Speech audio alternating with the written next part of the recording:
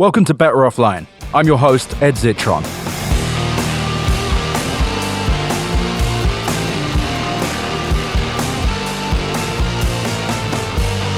Better Offline. Today's episode is about how one man tricked the entire tech industry into burning billions of dollars based on nothing. You may remember a time in 2021 when everybody was talking about the Metaverse, the so-called successor to the internet that was used by Mark Zuckerberg to rename Facebook, taking the heat off of a name associated with abusing its customers and misusing their data.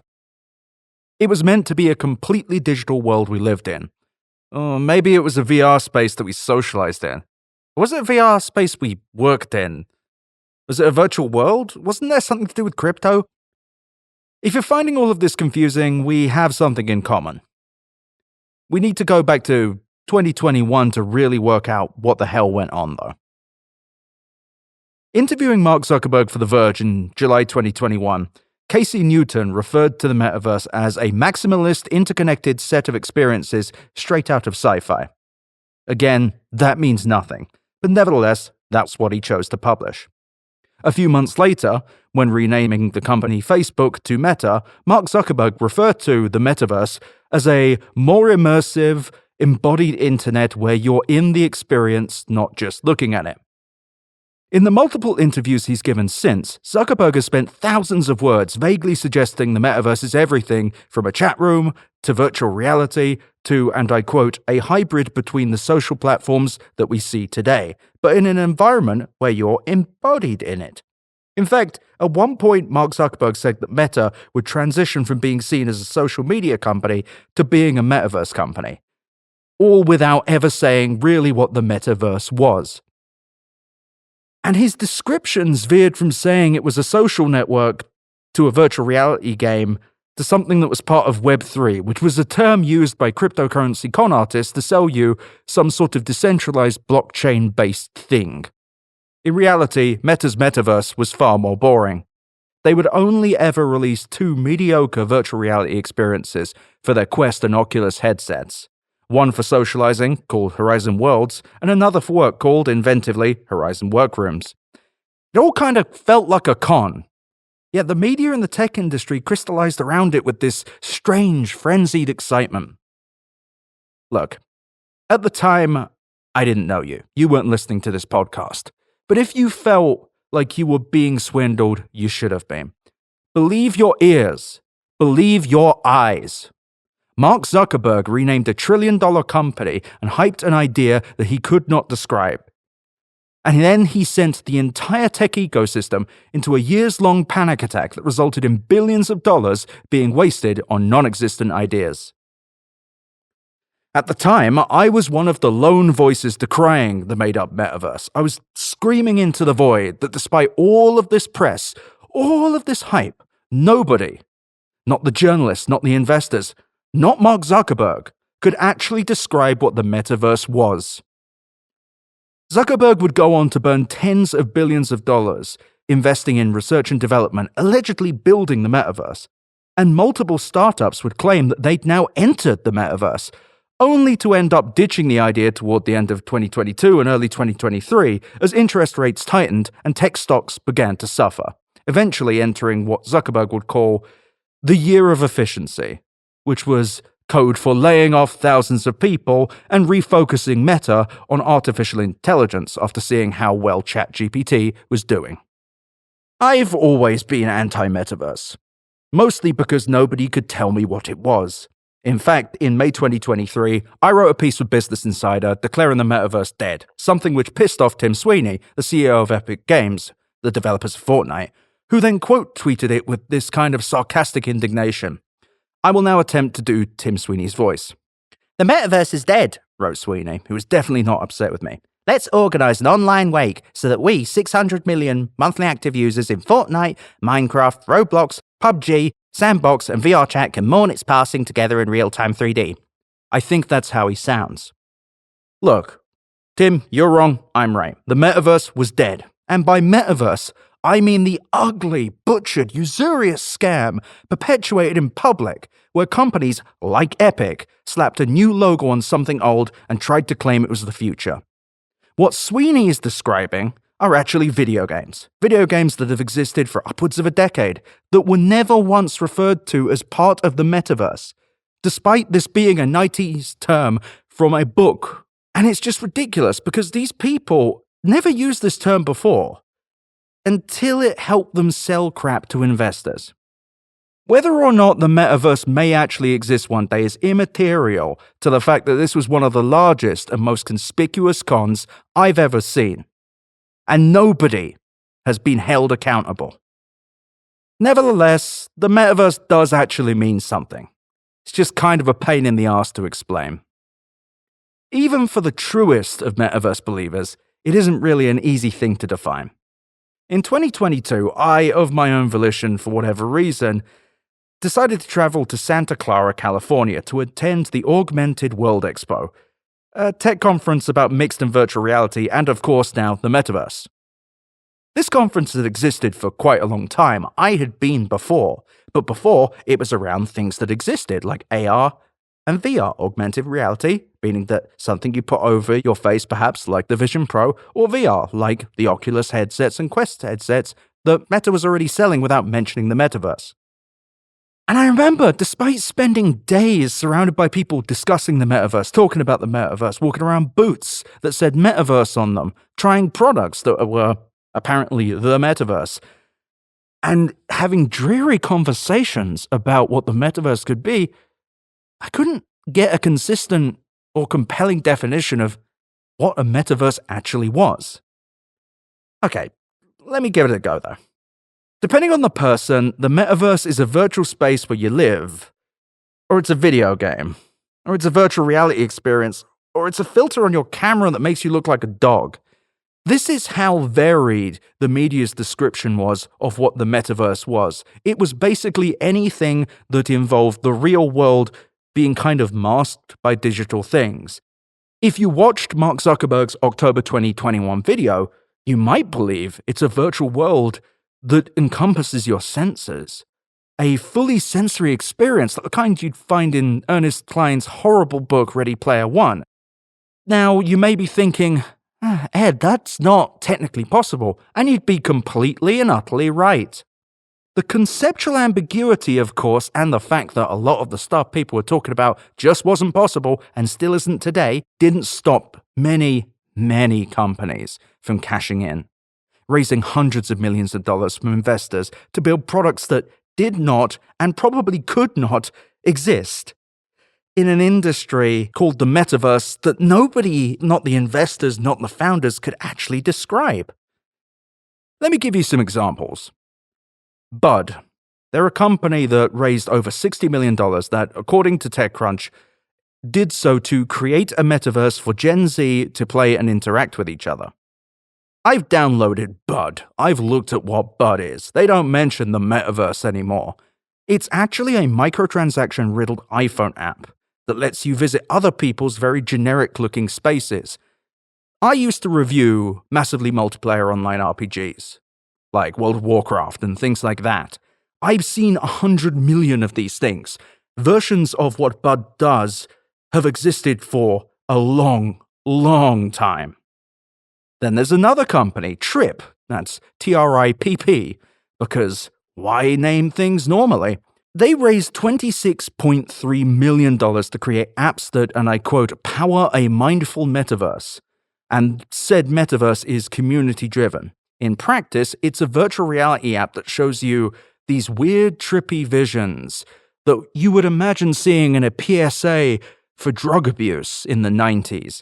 They cost $10, $20. It's very strange that this company raised that much money, and nobody has done the due diligence to actually follow up with them and ask them what the hell the metaverse was and why it justified these massive valuations.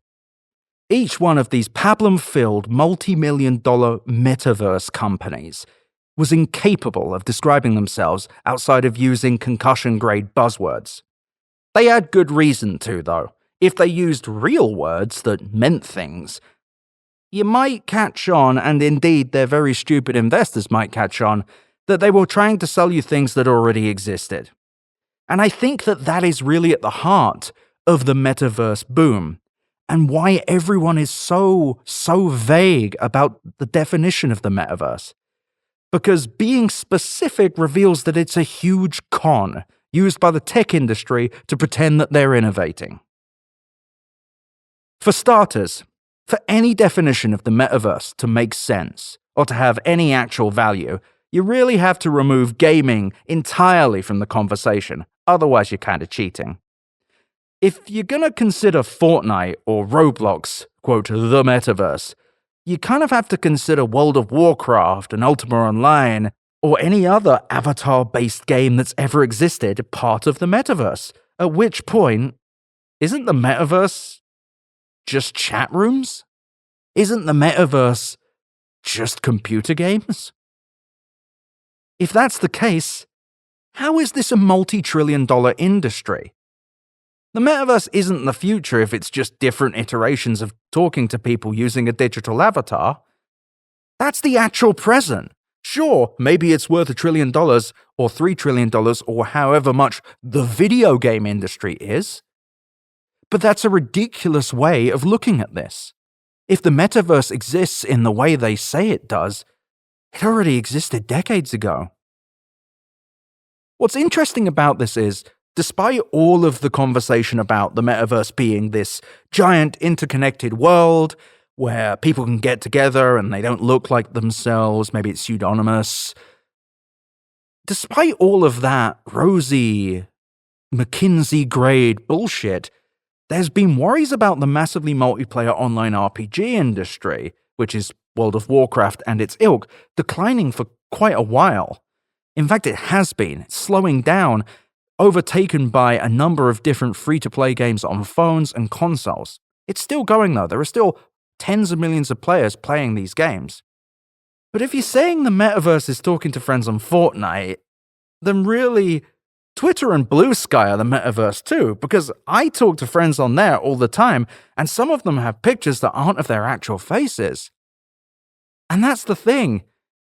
If your definition of the metaverse is whatever's useful at the time, you're just a politician. You're not a software developer. You're not a tech founder. You're a fucking liar. In early 2022, people were calling Microsoft's $75 billion acquisition of Call of Duty and World of Warcraft developer Activision Blizzard, quote, metaverse related. Now, this was really frustrating because it's kind of like saying that piss is a competitor to Diet Coke because both of them are liquids. You can't just say something is like the other thing because you want it to be that way. You actually have to prove it. The existence of interaction in a virtual world wasn't the metaverse before, but it got termed as such because, and really only because, billions of dollars got invested in the metaverse and they needed something, anything to point at and say, look, this exists, this is real, it worked before, please don't ask too many more questions. Tim Sweeney of Epic's argument, the one I previously referred to, that the metaverse isn't dead because people play Roblox or Fortnite, only makes sense if you define the metaverse in the broadest way possible. And it's an argument that, I hate to say, kind of has some weight considering the definitional fuzziness of the metaverse. But that also allows people who back the metaverse to point to literally anything and call it the metaverse, and then use that as proof that the metaverse is destined for greatness. Is iMessage the metaverse? Was IRC, the earliest chat room function of the internet, the metaverse? Was AIM, AOL Instant Messenger, was that the metaverse?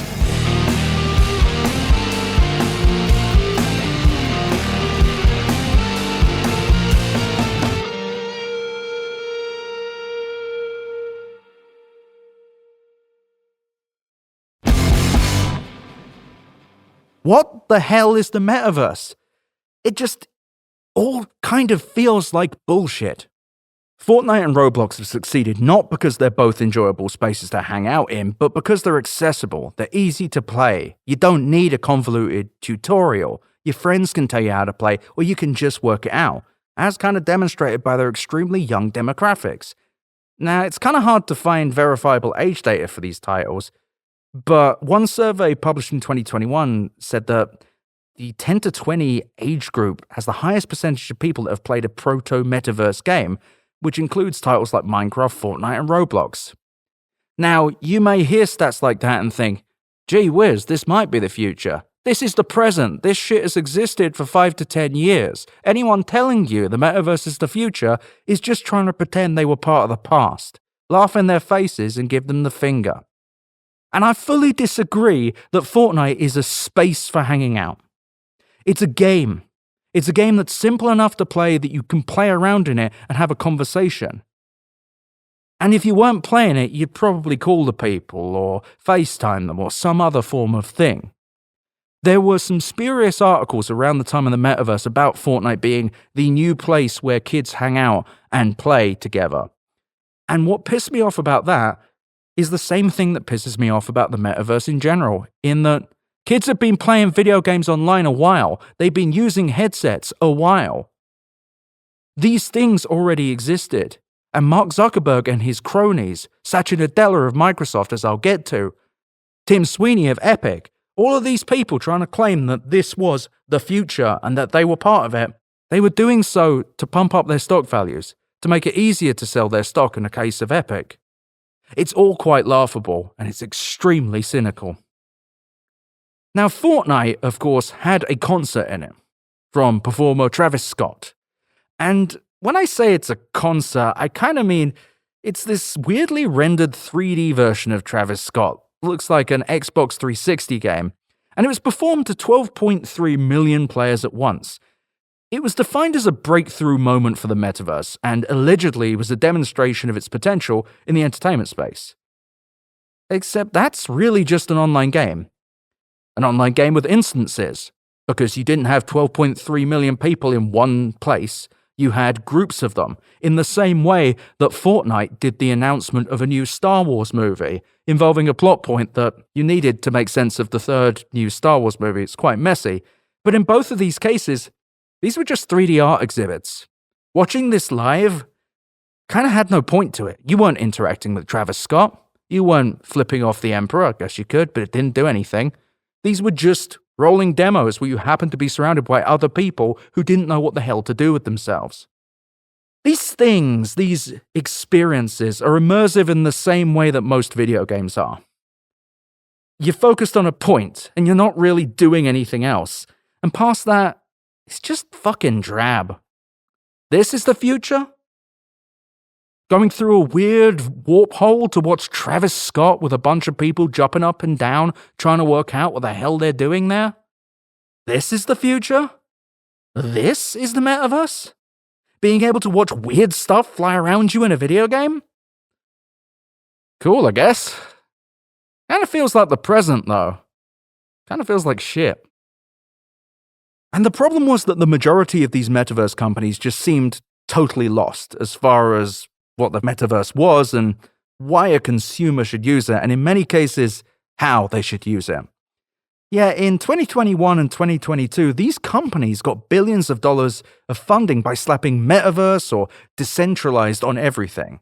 Decentralized in this case referring to using a blockchain, decentralized, to do a thing, usually worse. This is how companies like Sky Mavis's Axie Infinity raised $152 million at a $3 billion valuation for a cryptocurrency-powered browser-based Pokemon clone that costs hundreds of dollars to play. And then they invented a new kind of loan shark where people would loan you the money to buy your Axie to start the game, and then you'd be some kind of servant for them. They then got hacked by North Korea. This will be a future episode, don't worry. Companies like Sky Mavis are not the only ones. This metaverse boom started in October 2021, which was the thick of the post-lockdown cryptocurrency boom. And they took advantage of the metaverse's general fuzziness to con people into investing in more cryptocurrency bullshit. The blockchain and the associated Ponzi scheme nonsense that followed was a recurring theme within many of the first metaverse companies. Non-fungible tokens, NFTs as you might know them, were essentially a mechanism that claimed to demonstrate ownership of a digital asset, and they were touted as a way to handle virtual real estate during this metaverse boom. There were tons of articles about this, claiming that people were selling $50 million of metaverse real estate. Nobody cares anymore. It's all disappeared. And indeed, many other metaverse companies were also decentralized, quote, Web3 businesses, a spurious name for decentralized blockchain software that barely worked. And these companies just printed money. No, literally, they minted their own cryptocurrencies, which they then put Metaverse on top of, which conned retail investors into purchasing these things. Things like virtual land and virtual homes and virtual items to put in their virtual homes. This all sounded stupid at the time. Yet places like the New York Times and the Wall Street Journal were doing whole articles about how important it was. In reality, the metaverse was a cynical con that helped rich people get richer, at times off the back of retail investors that still believed that cryptocurrency was meaningful and would never crash again. Yet the entire tech industry worked to proliferate the term metaverse in a way that kind of echoes the empty hype you're seeing around artificial intelligence today. And it kind of operated in the same way, too. They took a technology that already existed, and then they massively overstated what it could do in the future. And I haven't even got to Meta, or the general state of virtual and mixed reality. Nowhere was the con more on, I guess until it wasn't, than at one hack away, where I believe Mark Zuckerberg lives.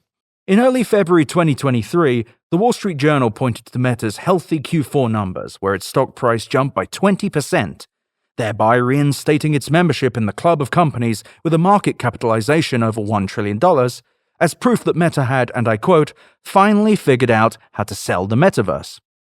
The journal pointed to Meta's Reality Labs division, which houses the company's metaverse efforts, which made over $1 billion in revenue for the first time, driven primarily by healthy holiday sales of Meta's Quest 3 virtual reality headset. That was the big sign that the metaverse was fine. Except it wasn't. That's a 40th of Meta's $40 billion Q4 revenue.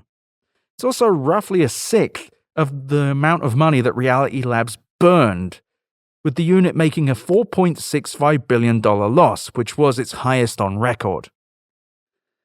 And in the case of virtual reality in general, it's still a very early stage technology. Most headsets, including the latest Oculus and Quest devices, which Meta of course makes, are still uncomfortable, clunky, and still buggy, more so than the Vision Pro.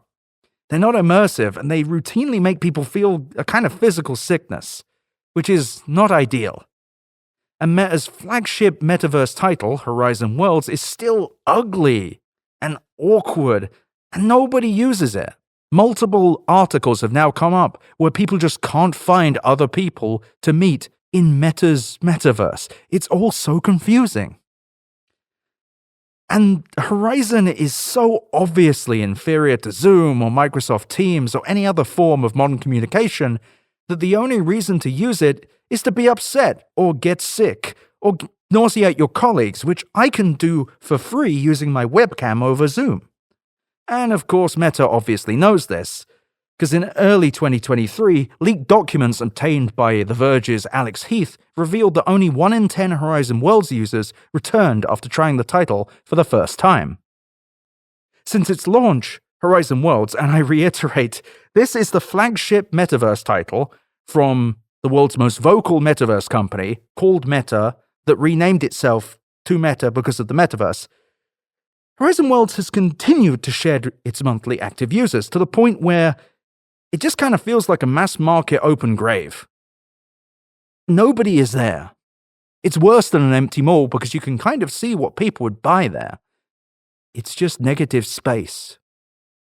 And all of this is just a stunning fall from grace considering the capital, both reputational and monetary, that Zuckerberg pumped into it.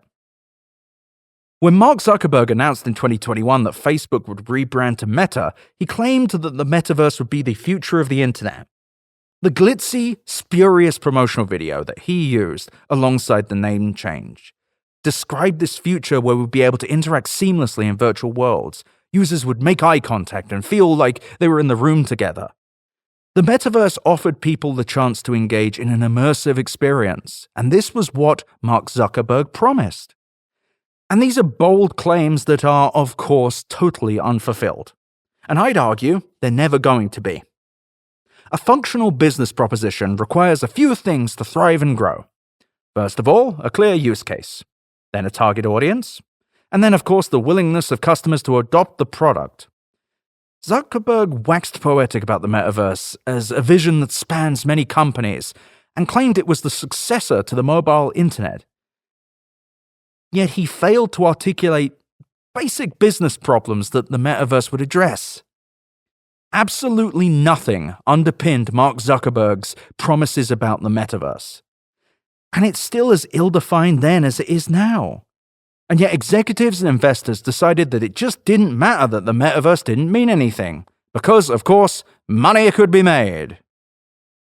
Microsoft CEO Satya Nadella would say at the company's 2021 Ignite conference that he, and I quote, could not overstate how much of a breakthrough the metaverse was for his company, the industry, and of course the world. As mentioned earlier, Microsoft's $75.4 billion acquisition of Activision Blizzard was described by Microsoft in interviews as a metaverse play, rather than a major player in the gaming sphere acquiring some of the world's most beloved and profitable franchises like Call of Duty, Tony Hawk, World of Warcraft, Diablo, and many others created by Activision Blizzard. Roblox, an online platform that I mentioned earlier, one of the most popular with kids in the world right now, up there with Fortnite, has existed since 2004, but rode the metaverse hype wave to take itself public. Their IPO raised at a $41 billion valuation. At the time of writing this script, its market cap is now $27.63 billion, a far cry from its debut and a fraction of its pandemic-era peak when the company was worth $78 billion. Important note about Roblox, by the way. They've never made a profit. Kind of a big problem in the business industry.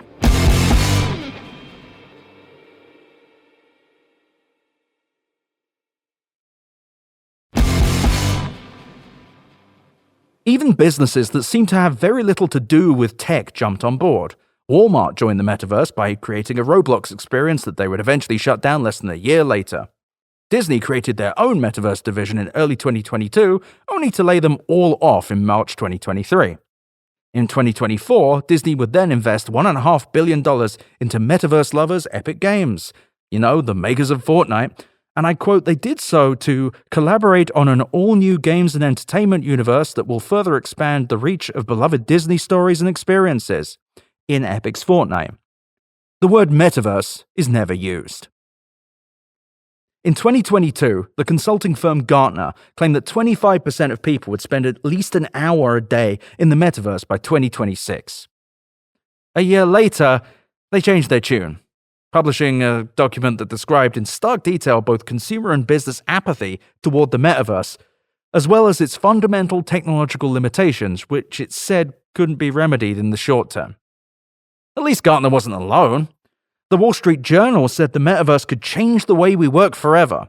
The global consulting firm McKinsey predicted that the metaverse could generate up to $5 trillion in value by 2030, adding that around 90% of business leaders expected the metaverse to positively impact their industry within 5 to 10 years.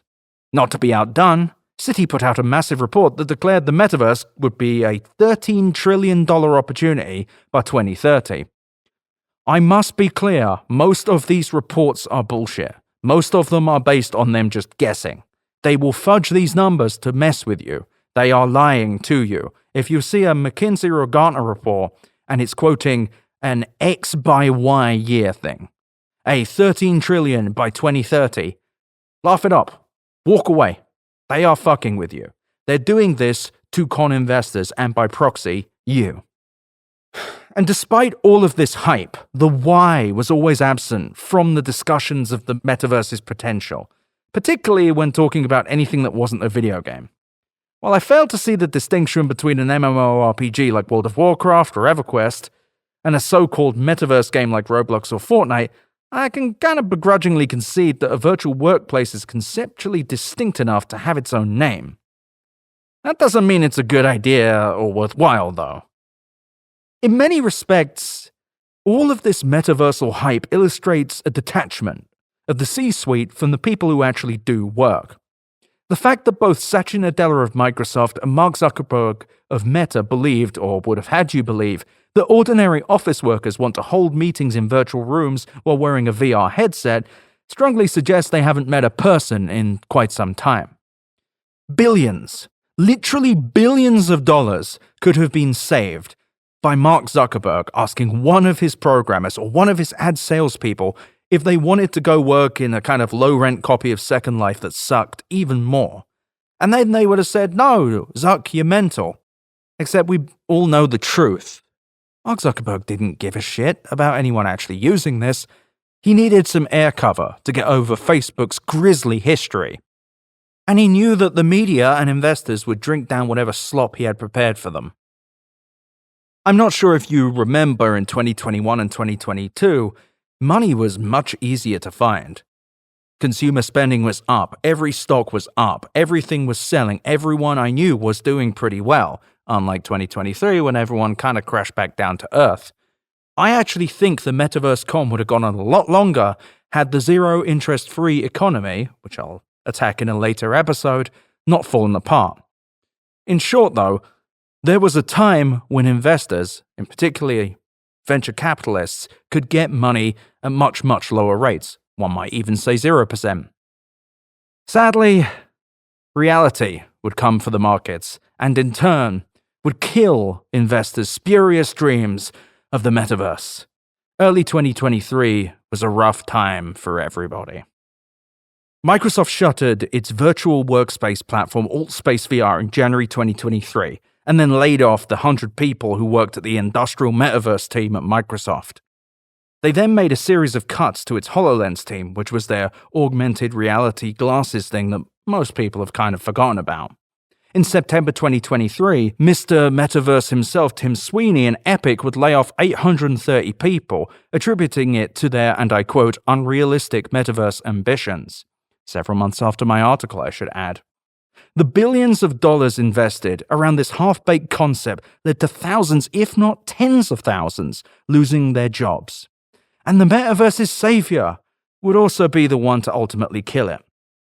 Meta's Mark Zuckerberg would declare in a March company update that Meta's single largest investment would be advancing artificial intelligence and building it into every one of their products.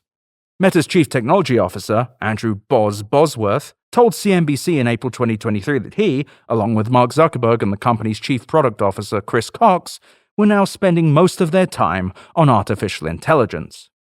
The company even stopped pitching the metaverse to its advertisers, despite spending more than $100 billion in research and development on its mission to be, and I quote, metaverse first.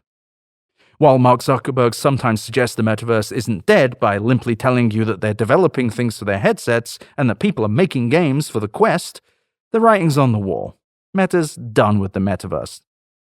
I don't believe for a second that Mark Zuckerberg ever really had any interest in it either, because he never seemed to be able to define the metaverse beyond a slightly tweaked Facebook with avatars and cumbersome hardware. The metaverse was a means to an increased share price, rather than any real vision for the future, or the future of human interaction. And Mark Zuckerberg used his outsized wealth and power to get the whole of the tech industry and a good portion of the American business world in line behind him, and behind this half-baked con. The fact that Mark Zuckerberg has clearly stepped away from the metaverse is a fairly damning indictment of everyone who followed him, and anyone who still considers him a visionary tech leader. It should also be the cause for some serious reflection amongst the venture capital community, which recklessly followed Mark Zuckerberg into blowing billions of dollars on a hype cycle founded on the flimsiest possible press release language. In a just world, Mark Zuckerberg should be fired as CEO of Meta. Yet in the real world, this is literally impossible due to the corporate structure of the company. Zuckerberg misled everyone, burned billions of dollars, convinced an industry of followers to submit to this stupid obsession, and then killed it the second that another idea started to interest Wall Street. There's no reason that the man who has overseen the layoffs of tens of thousands of people should run a major company. And there is no future for Meta with Mark Zuckerberg at the helm. Mark my words, it will stagnate. The time has come for online advertising and for Facebook's only way of making money. and then it will die and follow Metaverse into the grave that Mark Zuckerberg dug it. While the idea of virtual worlds or collective online experiences may live on in some form and actually exists already, the capital M Metaverse is quite dead. And its death should be remembered as arguably one of the most historic failures in tech history. An historic global con that contributed to society's mistrust of the tech industry at large. The metaverse has always bothered me. It bothered me back in 2021, and it bothers me today. It was so clearly specious. Reporters talking to Mark Zuckerberg ate up this slop and indeed helped him fill in the gaps when he clearly had not thought about this concept much further than he needed to give a corporate demonstration of nothing. The metaverse is an example of media's weakness when it comes to the powerful. These people have to be treated with suspicion. When they can't fill in the gaps, you shouldn't fill them in for them. In fact, you should push them further and further and further.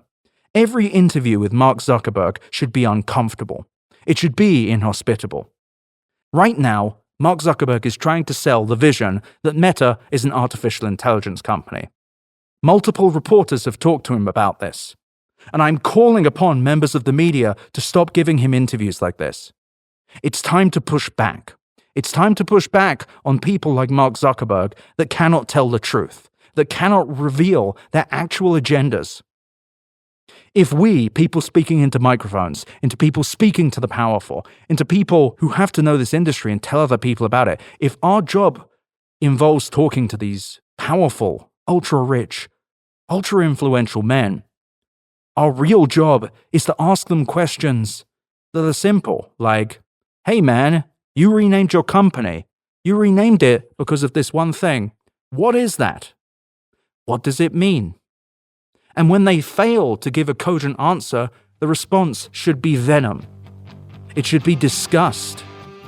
It should be, perhaps not an obscenity, but something adjacent to one. There is no space to give people like Mark Zuckerberg further power. They don't need further fuel. They already have it. The metaverse was a creation of Mark Zuckerberg's power, that he could say one vague thing and billions of dollars would follow. As a result, we must criticize these people. We must do so loudly and proudly and aggressively.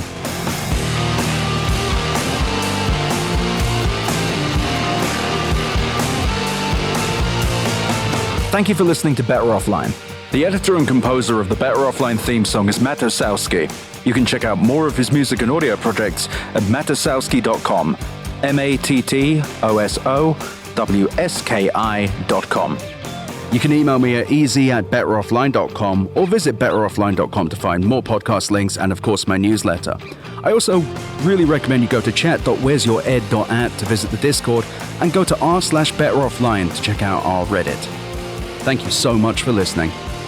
Better Offline is a production of Cool Zone Media. For more from Cool Zone Media, visit our website, coolzonemedia.com, or check us out on the iHeart Radio app, Apple Podcasts, or wherever you get your podcasts.